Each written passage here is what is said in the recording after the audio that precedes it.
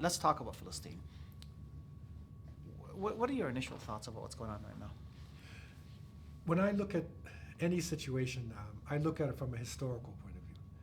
And looking at it from a historical point of view, and I've done work in the history of that region, BC and whatnot, that the Palestinians are indigenous people.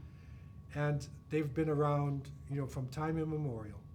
And the different people have come and conquered the land and, tried to control.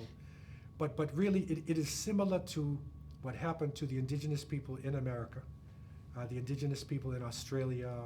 It's a settler colonial project where a small group of people, and it was the Europeans, in this final form of this settler colonialism, then conquered different parts of the world and set up colonies. So this is one of the colonies that was set up, and most of the people who came from Europe.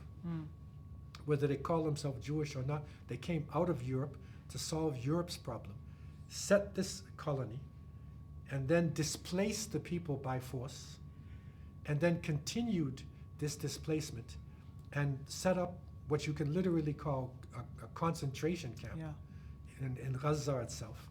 And then whenever the people resist, it's called terrorism. So if you look at it from a historical point of view, not starting from October 7th, but if you look at the whole picture, then you will see that it's an occupation. And naturally, occupations will end. And we're seeing movement toward the end of the occupation, just like we saw in Algeria and we saw in different parts of the world.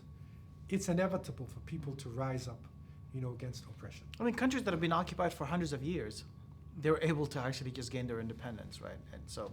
That's right. Yeah.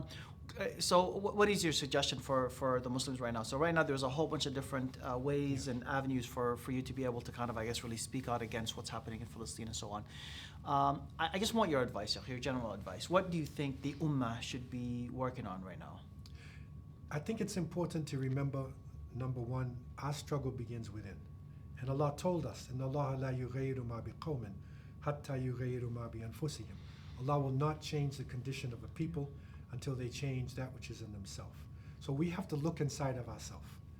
What is our relationship with Allah? What is our relationship with other Muslims? Because there's a tendency for us to feel the pain of other Muslims if they're in my tribe or my family. And I used to see this in the masjid.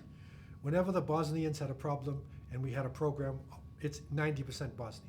Yeah. If there was a program for Afghanistan, it's 90% Afghan. And so now the situation of Palestine, the Palestinians are feeling it, but do other people feel it?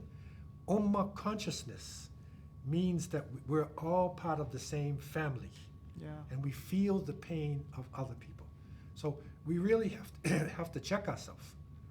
And, and what is our relationship with other people? And if you cannot feel the personal pain of the Palestinian people, remember, this is the land of Masjid al-Aqsa. This is Mubarak. This is a blessed land. And this is a waqf.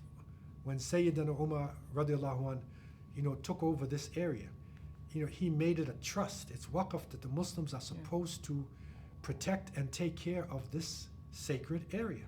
And so if you cannot feel for the people, you should at least feel for the area, itself. And by feeling, it should translate itself.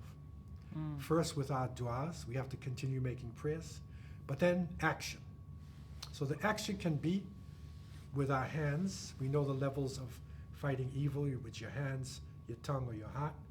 With the hands, we can write something, we can demonstrate, we can literally go out there, we can change our diets, really, and stop eating certain foods, and whatever you can do to resist. Resistance is not a negative term. Resistance is a natural ability that Allah has put into human beings. And it's something which Muslims have been called upon to do, that we have to resist evil. We're supposed to do this. It's part of our faith. We're supposed to help the oppressed people. La udwana illa ala dhalimin. As the Quran says in Surah Al-Baqarah, there is no oppression or there's no animosity except for the oppressor, al-dhalimin. Who are the dhalimin? It is those people who go over the limits, those people who take the rights of others, those people who deny the rights. These are all definitions that the Mufassirin have given for dhalim, for dhulm. Okay? All of these are in Palestine. And so it is the duty of Muslims to do something, to open up this territory to bring the freedom and justice. And that does not mean that we hate Jewish people, that we hate Christian people, no. But we are struggling in a positive way, for freedom, justice and equality.